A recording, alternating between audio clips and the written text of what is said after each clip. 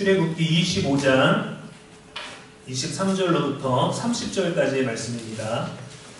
너는 조각목으로 상을 만들되 길이는 2규빗, 너비는 1규빗, 높이는 1규빗 반이 되게 하고 손으로 바다고 주위에 금들을 두르고 그 주위에 손바닥 넓이만한 턱을 만들고 그 턱 주위에 금으로 태를 만들고 그것을 위하여 금고리 넷을 만들어 그 네 발 위에 네 모퉁이에 달되 턱 곁에 붙여 이는 상을 내 빛을 꿰 보시며 또 조각목으로 그 채를 만들고 금으로 쌓아 상을 이것으로 맬 것이니라.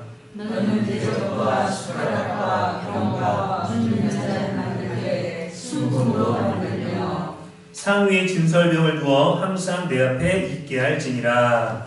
아멘. 이는 살아계신 우리 하나님의 말씀입니다. 이 시간에는 우리 출애굽기에서 이제 성막 15번째 순서인데요. 오늘은 떡상에 대해서 함께 나누도록 하겠습니다.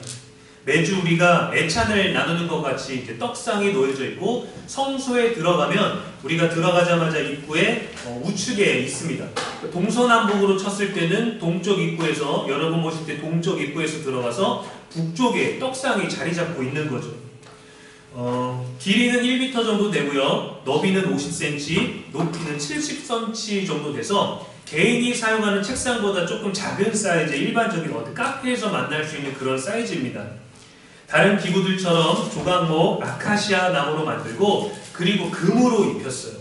아카시아 나무로 만들었을 때 그 나무나 결의 또 위치 또 단단한 내구성에 따라서 야 좋은 가구구나 좋은 상이구나 말할 수 있지만 여기에 금을 입히게 될 때 가치가 엄청나게 상승한다는 거죠.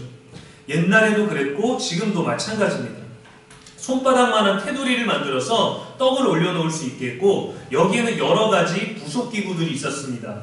대접이랑 숟가락이랑 병이랑 붓는 잔 모든 부속기구들을 금으로 만들었어. 그리고 이 상 위에 떡을 만들어서 진설병이라고 성경에 나왔죠. 떡을 만들 때 12개를 만들고 6개를 두 줄로 쌓았습니다. 이스라엘 12지파를 상징하는 겁니다. 우리가 읽는 한글 성경에는 주로 진설병이다 해갖고 그냥 딱 들었을 때 떠오르는 이미지들이 조금 없는 그렇게 가깝게 느껴지지 않는 것들인데 누룩을 넣지 않고 고운 가루로 만든 빵이에요. 그것을 이제 성경에서는 떡이라고 하고 우리가 성만찬을 나눌 때 주님이 우리를 위해 죽으신 육체를 상징하는 떡이라고 말할 때가 바로 이 진설병들을 두고 얘기합니다. 성경에서는 주로 빵이라고 얘기하고 브레드라고 표현되는데 히브리 원어로 봤을 때 우리에게 가까운 의미는 떡이에요. 떡이 가깝습니다. 성경에는 또 진설병인데 무교병이라고 나오기도 해요. 무교절이라는 또 절기도 있죠. 많이 헷갈리고 복잡한데 진설병, 무교병 여기에도 그 고운 가루를 빼고는 누룩이나 다른 요소가 전혀 들어가지 않는 어떤 순결을 의미하는 떡을 말합니다. 진설병은 그 말 그대로 진열하거나 차려놓은 떡의 의미로 번역된 말이지만 히브리어 원어로는 뭐라 그러냐면 레헴 파님이라고 합니다. 레헴 파님. 레헴은 빵, 떡을 의미해요. 우리가 베들레헴이라고 하죠. 베트라는 단어랑 이제 레헴이라는 단어가 합쳐져서 빵의 집, 떡의 집이라는 의미를 갖고 있습니다. 그래서 룻기서에 보면은 빵집에 빵이 없어서 이들이 모압 지방으로 떠나게 되죠. 엄청난 기근이 와가지고 빵집이라고 붙여진 그 베들레헴에 먹을 것이 없어서 그들이 삶을 떠나서 굉장히 이제 룻과 나오미가 어려운 힘든 일들을 겪지만 하나님이 그들에게 복 주시는 베들레헴에 레헴이 다시 채워지는 빵이 다시 채워지는 역사가 있었죠. 우리에게는 파리바게뜨가 가깝지만 성경에는 베들레헴입니다. 여러분. 베들레헴 빵의 집, 떡의 집. 그 파님은 무슨 뜻이냐면 얼굴이라는 뜻이에요. 얼굴, 파님. 그럼 레헴 파님은 뭐라면 얼굴의 떡이라는 건데 뭔가 조금 표현이 이상하죠. 그럼 빵을 어떤 캐릭터로 해서 만든 뭐 얼굴 모양의 떡이냐? 그것이 아니라 이 의미가 갖는 자체는 뭐냐면 하나님은 형체가 없으십니다. 그래서 그 어떤 우상의 형상도 만들지 않도록 그 어떤 것에 갇히지 않도록 그 형상이 제작돼서 어느 한 곳에 물질로 머무는 존재가 되지 않도록 하나님의 형상이 없이 완전한 영의 존재로 계시는 거예요. 그래서 성경에서 하나님이 여기 계시다, 내가 하나님을 봤다, 하나님의 음성을 들었다라고 할 때 성경 히브리어는 뭐라고 자주 표현하냐면 우리가 하나님의 얼굴을 보았다라고 합니다. 그래서 하나님이 얼굴을 봤는데 얼굴을 함께하는 것, 그 얼굴을 봤다라는 게 바로 하나님의 임재를 표현해요. 하나님의 임재. 하나님의 임재, 현현, 함께하심을 상징하는 단어로 사용되는 게 바로 하나님의 얼굴입니다. 야곱이 약복 강가에서 하나님의 사자와 씨름한 다음에 그것을 분이엘이라고 했어요. 씨름은 천사랑 했는데 그걸 이기고 나서 하나님이 여기 계시구나, 내가 하나님을 보았다, 그래갖고 베델, 하나님의 집, 또 분이엘, 하나님의 얼굴이라는 그런 표현들을 사용했던 겁니다. 진설병의 의미는 떡이 놓여져 있는 건 뭐냐면 하나님이 여기 계시다라는 그 임재를 얘기하는 거예요. 먹을 게 있다, 우리를 풍족하게 채우신다라고도 우리가 해석할 수 있겠지만 히브리어 원어가 갖는 의미는 하나님이 여기 계시다, 우리와 함께 계시다라는 의미가 더 큽니다. 우리가 함께 식사할 때, 또 밥을 먹을 때, 뭐 요즘은 다 각자 뭐 데이트하려고 커플이 모여도 서로 밥 먹으면서 서로 핸드폰 보잖아요. 눈을 마주치면서 얘기를 안 하더라고요. 제가 한 번은 청년과 신방하려고 카페를 갔는데 누가 딱 봐도 커플이 둘이서 앉아있어요. 서로 다 남자도 여자도 멋있고 예쁘게 꾸미고 와서 데이트를 시작하려고 딱 날씨 좋은 날 왔는데, 제가 1시간 정도를 여기서 이제 청년과 상담하고 신방하다가 자리를 나왔는데 계속 그쪽에 눈길이 가더라고요. 제가 뭐 남자나 여자 청년 전도하고 싶은 마음이나 뭐 누가 예뻐하고 그런 게 아니라 너무 궁금해서 봤는데 1시간들 넘게 제가 오기 전부터 앉아있고 제가 떠나갈 때까지 앉아있었는데 둘이서 눈 한 번을 안 마주치고 대화를 하더라고요. 그러니까 서로 핸드폰 보면서 야 우리 어디 갈까? 커피 마시고 뭐 할까? 이 대화를 눈은 한 번도 안 마주치고 대화하는데 이게 과연 우리가 가치 있는 걸까? 라고 생각을 하게 되더라고요. 근데 우리는 사람에게 누군가에게 아무에게나 밥 먹자라고 하지 않습니다. 친근하고 함께하고 싶고 알고 싶고 걱정되고 뭔가 깊은 관계가 있을 때 깊은 관계로 더 나아가기를 원할 때 우리는 밥 한번 먹자라고 합니다. 밥 먹는 자리는 사실 여러분 사회생활하면서 모르는 사람과 낯선 사람과 뭐 거래처라든가 상사와 밥 먹을 때 그 자리가 편할 수 없죠. 특히 저희 군대에 나오신 분들은 아시잖아요. 1병, 2병 됐는데 뭐 중대장님, 대대장님하고 같이 밥 먹으면 대대장님이 편하게 먹어. 근데 편하게 먹을 수가 없죠. 손도 떨리죠. 넘어가지도 않죠. 코로 먹는지 귀로 먹는지도 모르겠죠. 근데 우리가 밥을 먹는다는 건 굉장히 가까운 거예요. 그리고 그 사람에게 나의 시간, 나의 건강, 내가 가지고 있는 모든 것을 이 밥 먹는 자리 이 시간에 모두 헌신하겠다는 아주 내 삶의 의미가 담겨있는 중요한 메시지입니다. 저희 둘째가 밥 먹을 때 같이 내 식구가 있으면 꼭 엄마 옆에 가려고 그래요. 제가 서운할 만큼 엄마만 찾아요. 그래서 아이에게 알려줍니다. 그 엄마랑 정말 가까이 먹고 싶고 엄마가 너무 이뻐서 엄마가 보고 싶으면 엄마랑 마주 앉아야 엄마를 볼 수 있어 라고 얘기를 해주죠. 다행히 아이가 엄마 옆에 가서 저는 아내랑 마주보고 가거나 첫째가 엄마랑 마주보면서 가거나 늘 양보만 하니까 그런 상태가 되지만 둘째는 엄마랑 같이 밥 먹는 그 식탁 자리 자체가 너무 행복한 거예요. 우리의 믿음도 우리가 하나님과 함께하는 것, 성도가 함께 우리가 교제 나누는 것, 수박 한 조각을 나누는 의미가 그렇게 되어야 됩니다. 우리는 세상 모임하고 다르기 때문에 우리가 밥 먹는 것 그 하나가 하나님의 임재고요. 예수님과의 식사이기도 합니다. 여러분이 나가서 믿음 없는 사람과 함께할 때 그에게 복음을 전하지 않고 말씀을 전하지 않고 또 그렇게 할지라도 여러분이 믿는 신앙을 가지고 그 사람과 함께한다면 저는 그 자리가 복음의 자리라고 생각돼요. 그 자리가 전도의 자리가 됩니다. 그 자리가 영원 구원의 자리가 되는 거예요. 그래서 우리는 그 안에서 어떤 언어로 나아갈까, 어떤 태도로 나아갈까 지켜야 되는 겁니다. 어제도 제가 커피숍 한 군데를 갔는데 대화를 하고 있는 중에 옆에서 갑자기 핸드폰을 엄청 크게 틀어놓고 유튜브를 보더라고요. 근데 대화를 하고 있는, 진지한 대화를 나누고 있는 그 중에 여기에서 들리는 그 유튜브 TV 영상을 보는 내용이 자꾸 들어오니까 대화에 집중도 안 되고 말해야 되는데 저기에 웃음소리, 그 배경음악이 들려오는 거예요. 사실 좀 부탁을 드리고 싶었어요. 공간이 너무 넓은데 바로 옆자리에 앉았거든요. 아주 세 분이. 소리를 조금만 줄여주십시오 부탁하고 싶었지만 그래 내가 그냥 조용히 여기에 집중하면 내가 자리를 옮기면 되겠지 생각하고 있었는데 사장님께서 사태를 파악하시고 오셔가지고 물으시는 거예요. 저기 죄송한데 다른 손님들도 계시니까 이 카페에 흘려나오는 음악 소리보다 작은 소리로 들어주시면 고맙겠습니다 라고 했더니 카페 음악 소리가 거슬려갖고 내 소리 키운 거 아닙니까? 그럼 카페 음악을 끄십시오 라고 바로 말을 툭 던져버리더라고요. 얼마나 기분 나빠요. 아 그렇습니까? 죄송합니다. 제가 소리를 줄이겠습니다. 근데 이 음악 소리 때문에 제가 키웠는데 음악 소리 조금만 줄여주시면 저도 줄이겠습니다. 이렇게 나갈 수 있는데 그냥 대뜸 말하는 거예요. 아 음악 소리가 시끄럽고 거슬리는 거 내고 키운 거 아닙니까? 그 음악 소리 꺼요. 그래갖고 사장님이 설명을 해주셨죠. 아니요. 그게 아니라 지금 여기서 다 대화하시고 함께 모임 갖고 공부하시는 분들도 계시는데 함께 있는 자리니까 배려를 해주십시오. 카페에 있는 음악 소리보다 커지지 않게 하는 것이 맞는 것 같습니다. 그러니까 이 손님이 짜증이 난 거예요. 갑자기 저를 부르는 거예요. 아저씨, 저기 사장님, 또 이제 질문 좀 해봅시다. 이 소리가 큽니까? 이거 거슬려요? 거슬리냐고요? 그러니까 뭐라고 해야 되지? 너무 고민을 많이 했는데 요 뒤에 있는 쉼표 카페예요. 교회에서 운영하는 카페. 그거 제가 어떻게 해야 되겠어요? 내 목사인데 어떡하지? 고민을 막 했습니다. 사실은 부탁드리고 싶은 말씀도 있었는데 사장님이 그 옆자리에 저희가 대화하는 거를 아마 이제 보시고 배려 차원에서 이렇게 용기를 주셨는데 내가 도와야 되겠다. 이분들 막 여기 막 문신하고 있고 막 금목걸이 걸고 있어. 너무 무서운데 아 저 솔직히 말씀드리면 좀 크셨습니다. 그랬더니 제가 원래 동의를 해줄 줄 알았는데 아니요 저 신경 쓰이지 않았는데 하고 사장님을 아주 그냥 뒤집어 공격을 하려고 그랬는데 제가 갑자기 사장님을 옹호했던 거죠. 아 조금 소리가 커서 부탁드리려고 했습니다. 근데 이 손님이 핸드폰을 팍 던지면서 한숨을 푹 쉬는 거야. 그리고는 알았어요 하고 커피를 반밖에 안 먹었는데 그냥 나가버린 거예요. 나가면서도 사장님한테 안녕히 계세요 하는 것도 우리 가요? 우리 간다고? 우리 간다니까? 그러면서 뭐 짜증을 내는 거예요. 아니 우리가 모르는 사람이지만 한 공간에 있다라는 건 서로가 어떤 사람인지 얼굴을 보는 겁니다, 여러분. 이게 굉장히 중요한 거예요.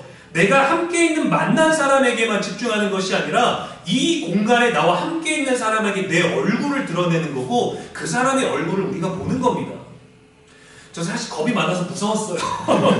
아저씨한테 안 혼달라고 그냥 전 괜찮은데 하고 그냥 모르세 하고 싶었는데 사장님이 내준 용기에 그리고 이거는 이 사람 다들 어른이시기는 한데 세 분이서 오셔서 어떤 마음으로 그러셨는지 모르겠지만 너무 매너가 없는 행동이에요. 여러분 우리가 세대가 악하라고 하는 게 이런 작은 행동들에서 나오는 겁니다. 그 사람의 얼굴을 우리가 기억할 수밖에 없어요. 그 사람의 눈빛을, 그 사람의 말투를, 그 사람의 복장을 기억할 수밖에 없습니다. 좋은 모습으로 서로가 기억되어야 되는데 이게 뭘까요?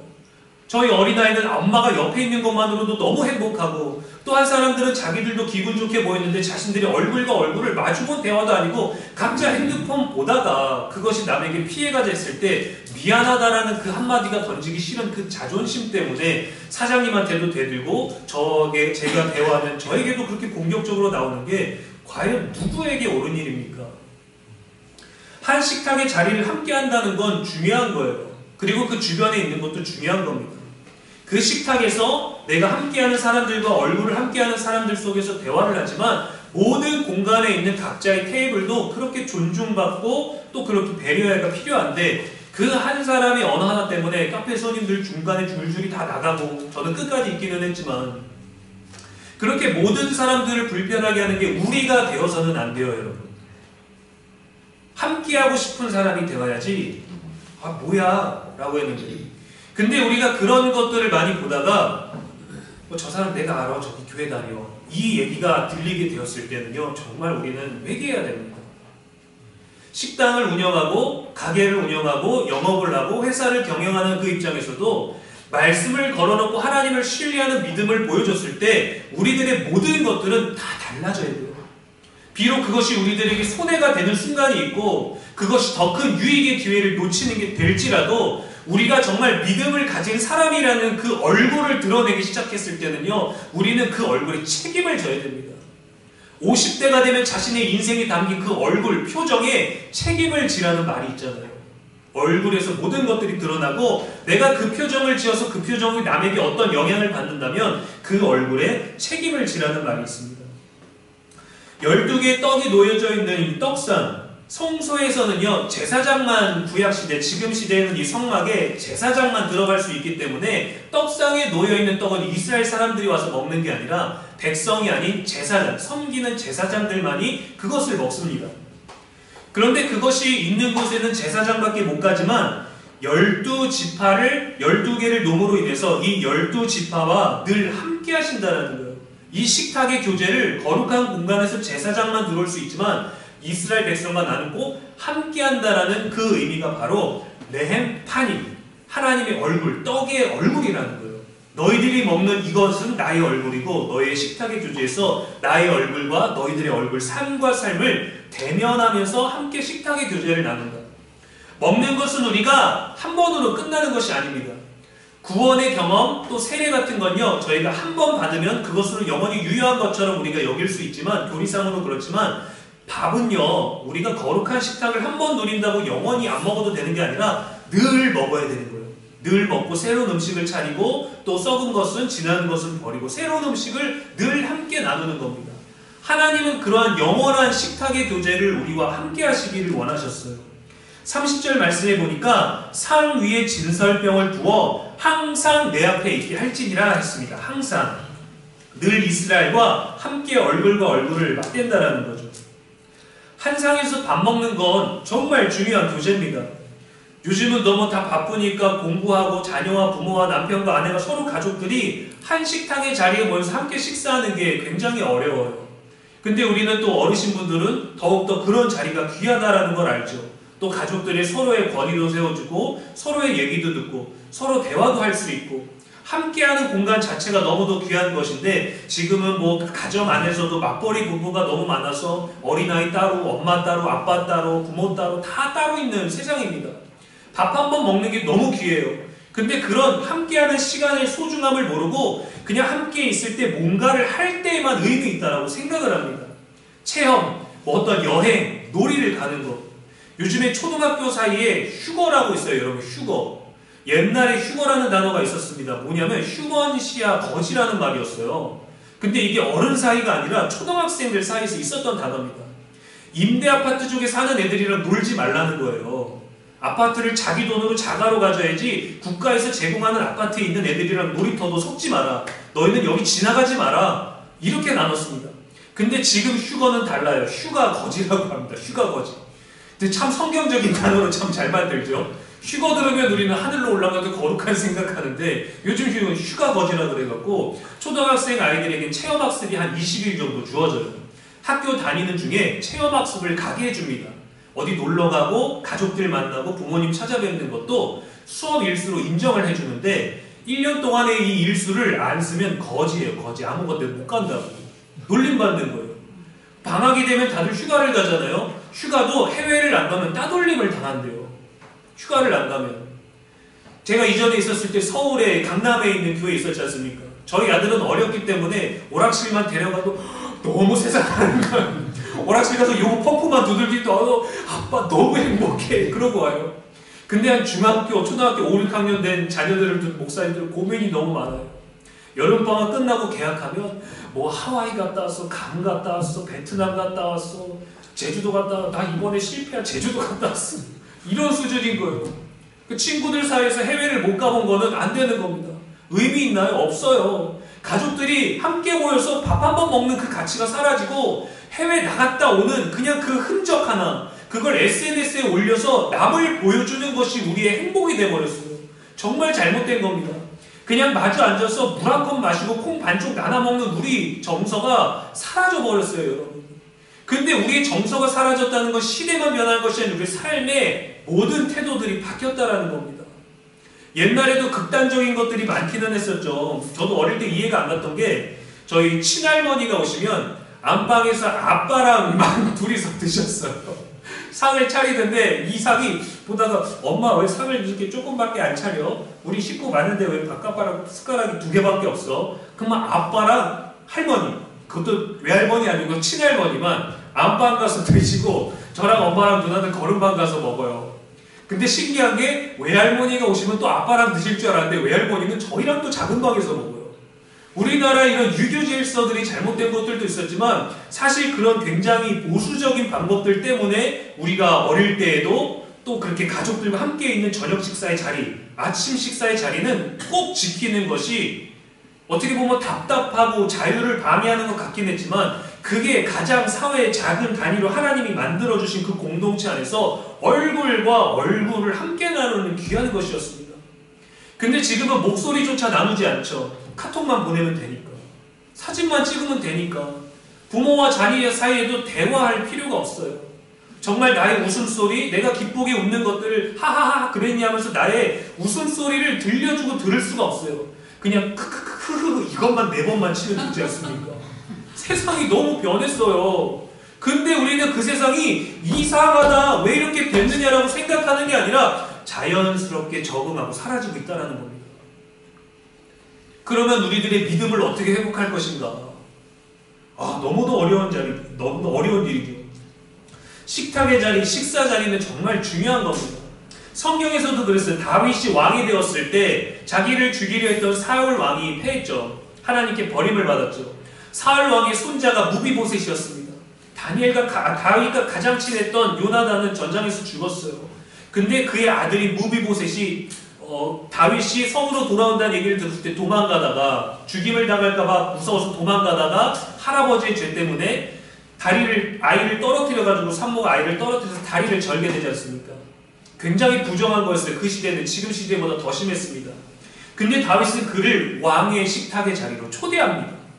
이거는 엄청난 사랑과 신뢰와 배려를 주는 거예요. 사무엘하 9장 10절에 무비보셋은 항상 내 상에서 떡을 먹으리라 하니라. 이거는 내가 너를 책임지겠다라는 말이에요. 굉장한 언어입니다. 우리가 별거 아닌 것 같지만 누군가에게 뭔가를 베푸는 건요, 여러분 정말 놀라운 일이에요. 제가 25살 전도사 시절에 저희 동네 이제 교회 모교에서 이제 사역을 이제 시작하게 되는데, 날이 한참 더웠던 날 토요일 날 교회를 갔다 오는데 폐지를 줍던 할아버지께서 땀을 뻘뻘 흘리면서 얼굴이 지금 완전 미라처럼 되셔가지고 바닥에 주저앉아 계시더라고요. 그분에게 갑자기 섬기고 싶은 마음이 들었는데 돈이 있을까 찾아보자가 딱 700원 있어서 포카리 스웨트를 샀습니다. 그리고 그분에게 놓고 가면은 모르실 수도 있으니까 어르신한테 가서 수고하십니다, 건강 잘 챙기시고 힘내시라고 포카리 스웨트를 드렸어요. 너무도 기쁜 마음에 너무도 스스로 보람을 느끼면서 얼굴과 얼굴을 맞이하면서 그 앞에서 몸을 숙이고 무릎을 꿇고 어르신께 드렸습니다. 근데 어르신이 당연히 제가 기대한 건 아유 고맙네 젊은이 하고 저는 그렇게 자연스럽게 하나님이 기뻐하시는 일을 행하는 거라고 생각을 했었어요.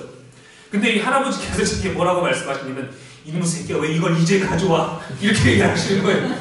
아니 날 처음 봤는데 태어나서 이 어르신 제가 처음 뵀는데 그리고 돌아서 다니까 기분이 상하는 거예요. 아니 나는 내 주머니 있고 탈탈 떨어서 나도 목마른데 내 거 안 사먹고 할아버지 드리고 인사도 드리고 무릎도 꿇고 내가 뭐 복음을 전했나 할아버지 심판받아요 회개하세요 내가 그 말을 했나 그냥 힘내세요 라고 인사만 했는데 야 이놈 새끼야 왜 이걸 이제 가져와 그 얘기를 하시는데 처음에는 기분이 너무 상했습니다. 내가 용기 내서 그 소극적이고 인사도 잘 못했던 제가 그렇게 다가갔는데 근데 돌아서고 나니까 제가 갑자기 또 이제 바보가 되는 거예요. 한심해지는 거예요. 좋은 마음으로 갔는데 왜 좋은 마음을 가져오지 못할까? 내가 그분을 섬기겠다고 갔는데 내가 뭘 그렇게 기대해가지고 이렇게 실망하고 올까?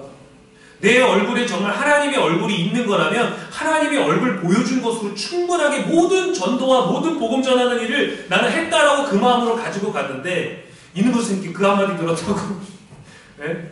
큰아버지한테 뭐 시골에서 저 친가 가서도 욕을 그렇게 뒤질나게 많이 먹었는데도 왜 이 한마디 갖고 나는 그렇게 서운했을까? 회개가 되더라고요. 그만큼 한 식탁에서 뭔가를 먹고 마시는 건 여러분 정말 중요한 겁니다. 사도 바울도 고린도 교회에 편지하면서 우상에게 바쳐진 제물 그것을 먹는 상에 대해서 언급했어요. 고린도전서 10장에 보면 우상의 제물은 무엇이며 우상은 뭐냐? 나는 너희가 귀신과 교제하는 자가 되기를 원하지 아니하노라. 우상하게 드려진 제물을 가지고 그것을 식탁에서 나누는 것 때문에 야 그거 먹는 건 귀신이랑 교제하는 거야. 이만큼 식탁 교제 먹는 것 자체 상을 함께하는 것은 굉장히 중요한 의미였습니다.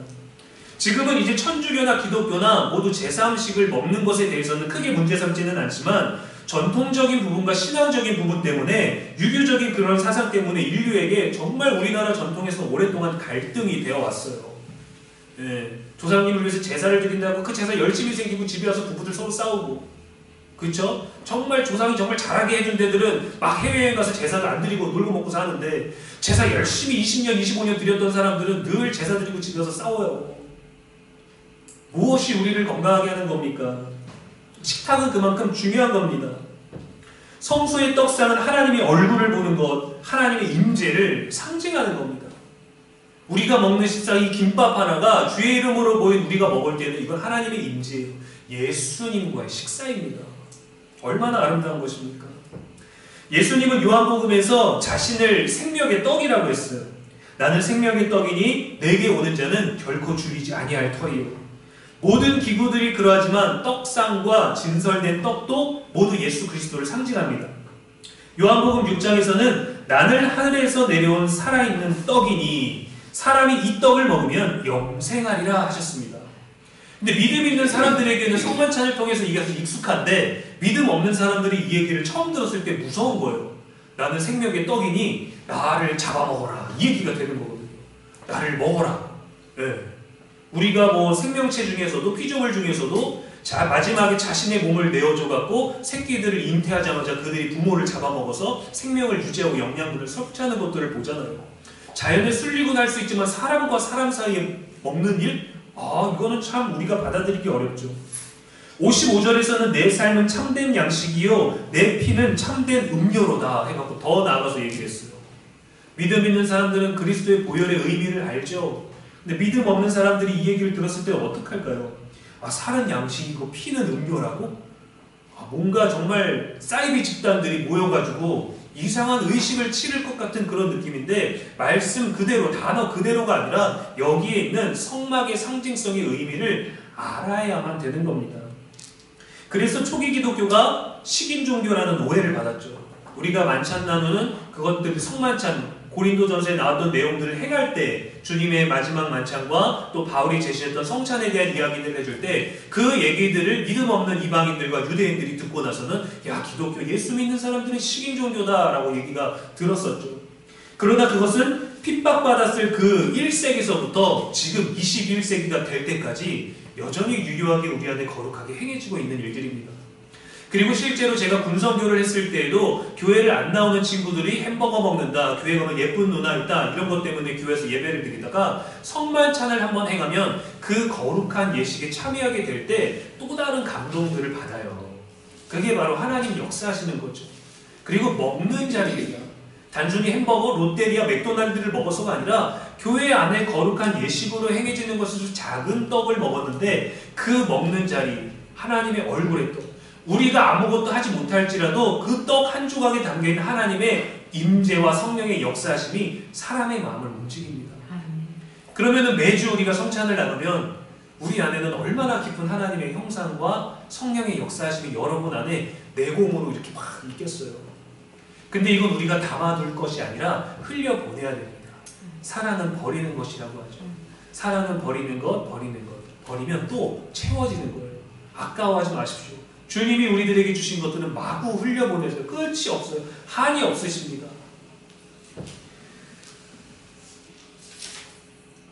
예수님은 십자가에서 육신도 고통당하시고 피도 쏟으셨죠. 그래서 예수님을 기념하는 성찬이 있기도 훨씬 전이 이 구약시대 처음에 성찬의 모양이 있었다라는 겁니다. 성막 안에. 성찬은 예수님의 육신의 고통과 피 흘림에 우리가 동참하고 또 예수님과 연합하겠다라는 의미예요. 하나가 된다라는 의미. 구약에서는 조금 어느 정도 거리가 있게끔 마주본다, 얼굴을 마주본다라는 의미가 예수님을 통해서는 성소에 가지 않고 뭔가를 대면하지 않아도 내가 믿음으로 하나님과 바로 연합할 수 있는 그 관계가 예수님을 통해서 성립되었어요. 그런 것들을 잃어버리지 않고 기념하기 위해서 우리가 예배하고 기도하고 속회하고 모임 갖고 섬기고 전도하고 신방하고 함께 식탁의 자리를 갖는 것입니다. 진설병 위에는 유향이 놓아져 있습니다. 진설병 2줄을 6개씩 싸고 그 위에 유향을 놨어요. 이것은 향품입니다. 향이 나는 기름으로 제사에 쓰이는 굉장히 비싼 것이었어요. 매번 만드는 평범한 떡이 이 정결한 유향을 올려놓고 거기에 있는 향으로 인해서 하나님이 그 향기로운 제물을 받으신다라고 해서 특별한 떡이 되는 거죠. 이 유향은 안식일날 떡을 교체할 때마다 번제단에서 기념물로 태워집니다. 동방 박사가 예수님 탄생하셨을 때 가지고 온 선물 중에 하나였고요. 베다니에서 한 여인이 예수님께 자신의 머리로 향유옥합을 드릴 때 이것도 이 기름도 바로 유향이죠. 에베소서 5장 2절에 보면 그리스도께서 너희를 사랑하신 것 같이 너희도 서로 사랑 가운데 행하라. 그는 우리를 위하여 자신을 버리사 향기로운 제물과 희생 제물로 하나님께 드리셨느니라. 우리가 매주 매일마다 드리던 그 제사를 예수님께서 단번에 영원히 한꺼번에 모든 완전한 제사가 되어주셔서 아까 30절 말씀에 이 떡은 항상 여기에 있어야 된다라고 말씀을 하셨는데 예수님께서 그 떡을 대신하는 영원한 생명의 떡이 되어주셔서 우리는 매번마다 그 상에 특별한 떡을 올리는 것이 아니라 예수님이 그 모든 유효성을 가져가신 거예요. 영원한 떡이 되신 거예요. 그래서 성막을 세우고 거기 지성소를 만들어 놓고 거기다 떡상을 놓고 12개 떡을 만들어 놓는 것이 아니라 예수님으로 인해서 그 모든 것들이 지금은 대체가 되었다. 떡은 매주 새로운 것으로 만들어야 됐습니다. 여호와 앞에 항상 있게 하고 이것이 영원한 언약이니라 했으니까 매주 영원하게 이 떡을 차려야 되는 것이 아니라 예수님께서 영원한 중보자가 되어주신 겁니다. 우리가 수고해야 되고 우리가 짊어져야 되는 모든 것들을 예수님 가져가시고 해결을 해주신 거예요. 근데 이 믿음에 대한 확신이 있으면 우리는 더 이상 죄의 종으로 살지 않게 되는데 세상에 너무 많은 유혹들이 있고 세상에 살아가는 방식들이 우리가 익숙해져가고 그렇게 살게 되다 보니까 자꾸 회개할 것들이 나타나는 겁니다. 끌려가고 있다는 걸 아는 거죠. 회개해야 되는 걸 느낀다는 건 여러분 안에 그 생명력이 성령의 역사하심이 살아있다는 거예요. 때로는 우리가 회개하지 않아도 돼 라는 확신이 되기도 하지만 회개하지 않아도 괜찮아 라는 교만함으로 나아갈 수 있기 때문에 늘 점검해야 되고 늘 성찬 예식에 참여하셔서 그리스도와 함께 연합하는 간절함이 여러분에게 있게 되기를 축복합니다. 떡상은 성막 제사의 과정과 구성에서 굉장히 부분적이지만 아주 온전하게 예수 그리스도를 상징하는 의미가 있습니다. 우리가 매번 나누는 사랑과 섬김으로 나누는 먹고 마시는 하나님과의 식탁, 예수님과의 이 식사, 또 하나님의 임재, 하나님의 얼굴을 마주하는 것, 또 하나님과의 교제거든요. 여러분 한 주 동안 또 나가셔서 어느 누구를 대면하시든지 여러분들은 하나님의 명함 얼굴을 가지고 가시는 겁니다. 자부하십시오. 여러분 스스로를 사랑하시고 또 여러분이 친절과 섬김을 건넸는데 왜 이제 가져와! 라는 그런 얘기를 듣게 되실지라도 끝까지 사랑하십시오. 네, 우리의 표정을 끝까지 남기는 게 그에게 복음과 예수 그리스도의 향기를 남기는 것이고 그 결과가 아니라 우리가 섬겼던 그 자체까지가 향기로운 제물로 하나님께 올려지는 것입니다. 사랑까지 변화되고 사랑까지 좋은 언어로 반응해주면 우리가 좋겠죠. 그것은 우리에게 좋은 것이고 하나님이 기뻐하시는 것은 우리가 포기하지 않고 실망하지 아니하고 용기 내서 하나님의 얼굴을 끝까지 유지하는 것입니다. 우리 안에서도 이러한 영원하고 아름다운 사랑과 위로와 회복의 교제가 저와 여러분의 모임 가운데 있게 되기를 주님의 이름으로 간절히 축원합니다.